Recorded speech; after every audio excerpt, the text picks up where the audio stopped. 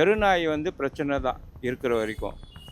தெருநாய்க்கு ஏதாவது ஒரு முடிவு இவங்க பண்ணணும். யார் நாய்ங்க மேலே கரிசனையாக இருக்காங்க பார்த்தீங்களா, அவங்க ஒரு முடிவு பண்ணி அவங்க பாசமாக இருந்தால் அது ஒரு முடிவு பண்ணணும். இப்போ ரியலி இன்ட்ரெஸ்டட் வந்து ஒரு நாயை நீங்கள் பத்திரமா வச்சுக்கணும் அப்படின்னு நினச்சா நீங்கள் வீட்டில் வச்சுங்க. தயவுசெய்து தெரு நாயை வந்து எனக்கா கண்ட்ரோல் பண்ணுறதுக்கு கவர்மெண்ட்டுக்கு பர்மிட் பண்ணுங்கள். எங்களுக்கு தெரியாது இல்லை, அதுங்க வந்து விளையாட்டா அதுங்க நாய் கடிக்கும்ன்றது தெரியாது. நாய்கிட்ட கை வச்சுன்னு விளையாடுங்க. அந்த நேரத்தில் இப்போ நம்ம பக்கத்தில் இருந்தோன்னா கடிக்கும் போவாதுன்னு சொல்லுவோம். இப்போ நம்ம இல்லாத நேரத்தில் அது என்ன பண்ணோம்? இதெல்லாம் வந்து காட்டில் ஒரு விலங்காக வாழ்ந்தது தான் இருக்குது. அதை வந்து என்ன பண்ணுறாங்க, மனுஷனோட தன்னுடைய தேவைக்காக அதை கொண்டாந்து நம்ம வீட்டில் வளர்க்க ஆரம்பித்தோம். நம்மளுடைய பாதுகாப்பாக வளர்க்க ஆரம்பித்தோம். அது வந்து நீங்கள் நிறைய பெருகி போச்சு. முக்கியமாக வந்து அதை வந்து கண்ட்ரோல் பண்ணல, அதாவது தடுத்தடை பண்ணிடணும். அதுக்கு அது வந்து பண்ணாத அரசாங்கம் தவறு தான். நான் சொல்கிற நிலைமையில் இருக்கேன். நான் எப்போ பார்த்தாலும் கையில் பிஸ்கட் பாக்கெட் வச்சுருக்க முடியுமா? இதை போட்டு தான் நான் எங்கேயாவது ஒரு இடம் போகிறேன் அப்படின்னா, ஒரு தெருவை கிராஸ் பண்ணுறேன்னா 2 பிஸ்கெட்டை போட்டோம்னா அதை சாப்பிடுது, நம்மளை டிஸ்டர்ப் பண்ணலை. அப்போ ஒரு தடவை போட்டால் போகிறோம். ஒரு தடவை போட்டாச்சுன்னா பழகிடுது. இதுக்காண்டி ஒருத்தரும் கையில் பிஸ்கெட் எடுத்துகிட்டு போக முடியுமா ரோட்டில்? முதல்ல நமக்கே பாதுகாப்பு இல்லை. சிங்கம்புலி கூட தான் காட்டில் வாழுது. சிங்கம்புலி கூட போய் நான் வச்சுக்கணும் இங்கே வச்சு வளர்ப்பேன், நான் இது பண்ண சொல்ல முடியுங்களா?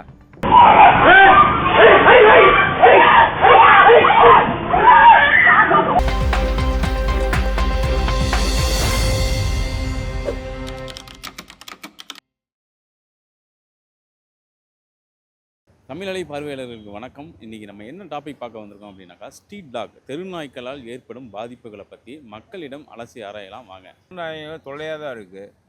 அதுங்களுக்கு சோறை போட்டு வளர்த்து போகிற வர மக்கள் குழந்தைங்களெல்லாம் கடிக்க விட்டுதுங்க. அதால் வீட்டில் கூட பாதுகாப்பு இல்லை, ரோட்டில் போனால் கூட மக்களுக்கு சின்ன பசங்க மெயினாக பாதுகாப்பு இல்லை குழந்தைங்களுக்கு. அதனால் தெருநாயை வந்து கவர்மெண்ட்டோ இல்லாட்டி இந்த மாதிரி தெருநாய் மேலே பாசமாக இருக்காங்க பார்த்தீங்களா, அவங்க கொண்டு போய் வீட்டில் வச்சு வளர்க்க சொல்லுவோம். அது இப்போ நம்ம சாதாரணமாக ஒரு தெருக்குள்ளே போகிறோம்னாலே அந்த தெருக்காரங்களே நல்லா ஐடென்டிஃபை பண்ணிக்குது, அவங்கள டிஸ்டர்ப் பண்ணலை. நம்ம போனோம்னா நம்ம காலை வந்து பிறண்டுது. சில நாய் வந்து கடிக்கிற போர்ஸில் ஒரு வேகம் காமிக்குது. இதே வந்து நம்ம பெரியவங்க வயசானவங்க அதுக்கப்புறம் இந்த தெருவில் உள்ளவங்களே வந்து நம்மளை வந்து ஹெல்ப் பண்ணலாம்ல. அசால்ட்டாக இருக்காங்களே, ஏன்னா அது கடிக்காதுங்க, அது ஒன்றும் பண்ணாதுங்க. நீ சொல்லிடுவ, ஓன் தெருவில் நீ இருக்க, ஓன் சீட்டில் இருக்க, நீ பழகிட்ட. நாங்கள் ஒரு ஃப்ரெண்டை பார்க்க போகிறோம், எனக்கு தெரிஞ்ச ஒரு ஆளை பார்க்க போகிறோம்னு போகும்போது மேலே வந்து தாவுத கை காலெல்லாம் கிராய்ப்பு உள்ளது. சப்போஸ் கடிச்சுன்னா அந்த தெருக்காரங்களை நம்ம உதவி பண்ண போகிறாங்க, இல்லை அவஸ்தைப்படுறது யார்? ஆஸ்பத்திரியில் போய் நம்ம தானே அவஸ்தைப்பட போகிறோம். வீட்டாண்டேருந்து காலையில் எழுந்து வரோம்ல, அப்போதான் காலையில் நேரத்தில் குலைக்குங்க, மற்றபடி ஒன்று. ஆனால் இதுவரை உங்களுக்கு வந்து எந்த தொந்தரவும் கிடையாது.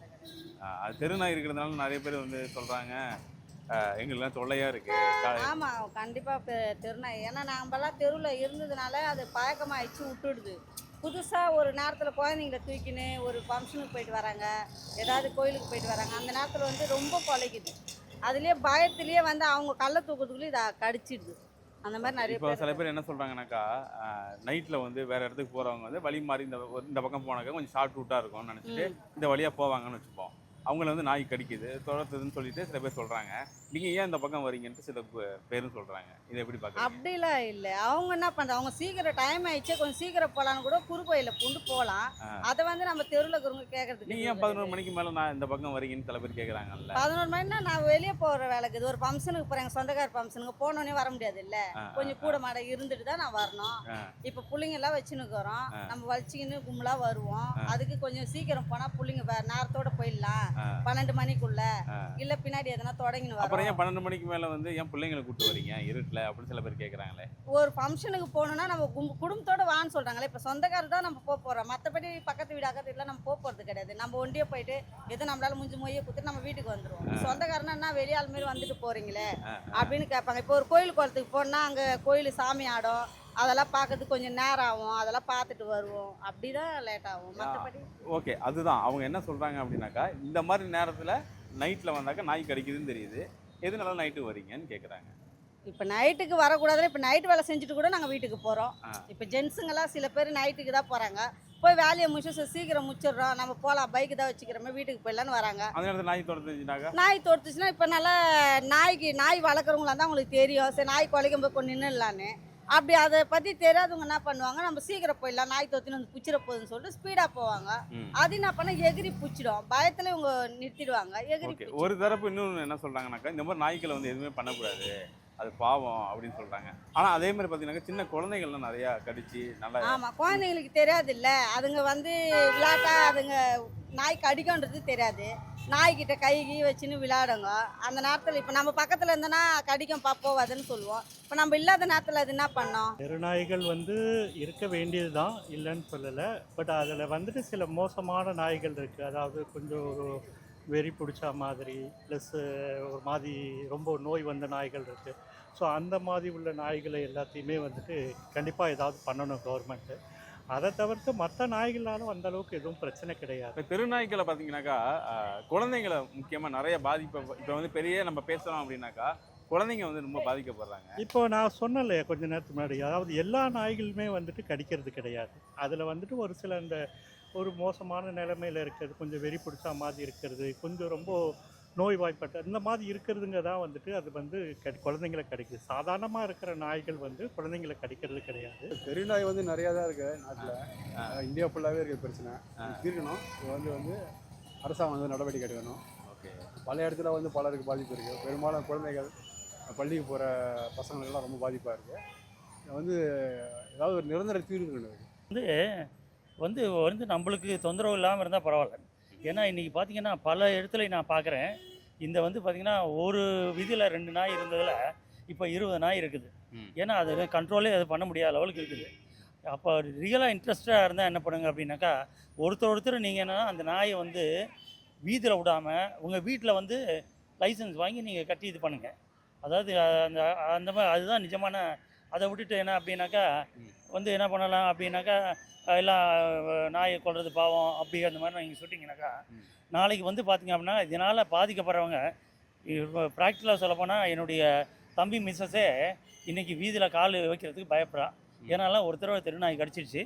அதனால் வந்து பார்த்திங்கன்னா அந்த நாய் வந்து என்ன அப்படின்னா அந்த ஓனர் என்ன சொல்கிறாரு அப்படின்னா, எனக்கு தெரியாதுங்க நீங்கள் பார்த்துங்க அப்படின்ட்டு.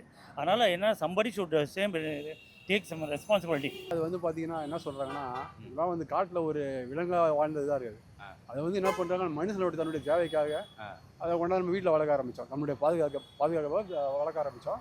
அது வந்து நீங்கள் நிறைய பெருகி போச்சு. முக்கியமாக வந்து அதை வந்து கண்ட்ரோல் பண்ணல, அதாவது கருத்தடை பண்ணிடணும். அதுக்கு அது வந்து பண்ணாத அரசாங்கத்தோட தவறு தான். அதனால் நீங்கள் அதிகமாக பெருகி போச்சு. மக்களாலும் வச்சுட்டு அதை காப்பாற்ற முடியலப்பா. அது மாதிரி ஒரு சூழ்நிலை வந்து அதை ஒரு அனாதையாக நிர்கதியாக நிற்கிது தெருவில். அதனால் பாதிப்பு ஏற்படும் போது மக்களுக்கு வந்து ரொம்ப கஷ்டமாக இருக்கும். அவங்க என்ன சொல்கிறாங்க அப்படின்னாக்கா, ஏன் தெருநாய் நைட்டில் வந்து நம்ம எங்கேயாவது போகிறோம்னு வச்சுக்கோங்களேன், தெருநாய் குலைக்குது கடிக்குதுன்னு சொன்னாக்கா ஏன் அன் டைமத்தில் வரீங்கன்னு கேட்குறாங்க. அதை பற்றி ஒரு மனுஷன் வந்து நாட்டில் இருக்கான்னா வெளியே போவான், வருவான், வேலைக்கு போயிட்டு வருவான், எவ்வளோ பிரச்சனை இருக்குது. ஹாஸ்பிட்டல் போயிட்டு வருவாங்க நைட்டு, திடீர்னு வயிற்று வலி வரும், தூங்கின்னு இருப்பாங்க, ஹாஸ்பிட்டல் போவாங்க.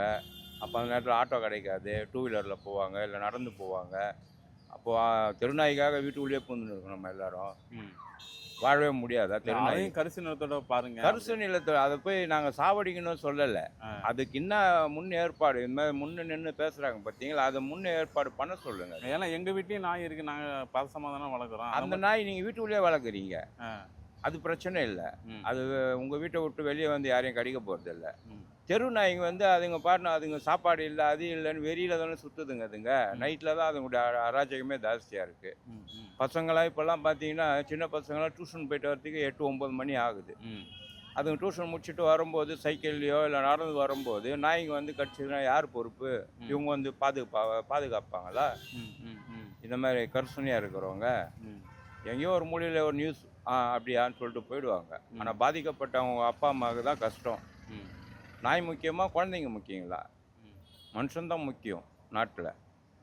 அதுக்குன்னு சிங்கம்புலி கூட தான் காட்டில் வாழுது. சிங்கம்புலி கூட போய் நான் வச்சுக்கின்னு இங்கே வச்சு வளர்ப்பேன், நான் இது பண்ண சொல்ல முடியுங்களா? மனுஷனுடைய வாழ்க்கை தான் முக்கியம், மனுஷனுடைய குணம்தான். நாயுடைய இது வேறு, மனுஷனுடைய நம்ம வளர்க்குறது வேறு. வீட்டில் வளர்க்குற நாய் வந்து நன்றி உள்ளது, அந்த மாதிரி நன்றி உள்ளது யாருங்க சொன்னது? நாய்ங்க வந்து நாய்க்கே சேராது. சோறு போட்டால் அதுங்க உண்டோ நாயை கடிக்குது. அது சேர்க்குதுங்களா கூட்டம்? இதே ஒரு காக்கா பாருங்க, சோறு போட்டால் 4 காக்காவை கூப்பிட்டு சாப்பிடுவாங்க. நாய் தான் வந்து தனக்கு சோறு போட்ட குட்டியை கூட பக்கத்தில் சேர்க்காது, கட்சி நிறுத்தும். அதுக்கு சோறு போட்டால் அதுக்கு மொத்தம் போகணும். தெருநாய் வந்து பிரச்சனை தான் இருக்கிற வரைக்கும். தெருநாய்க்கு ஏதாவது ஒரு முடிவு இவங்க பண்ணணும். யார் நாய்ங்க மேலே கரிசனையாக இருக்காங்க பார்த்தீங்களா, அவங்க ஒரு முடிவு பண்ணி அவங்க பாசமாக இருந்தால் அதுக்கு ஒரு முடிவு பண்ணணும்.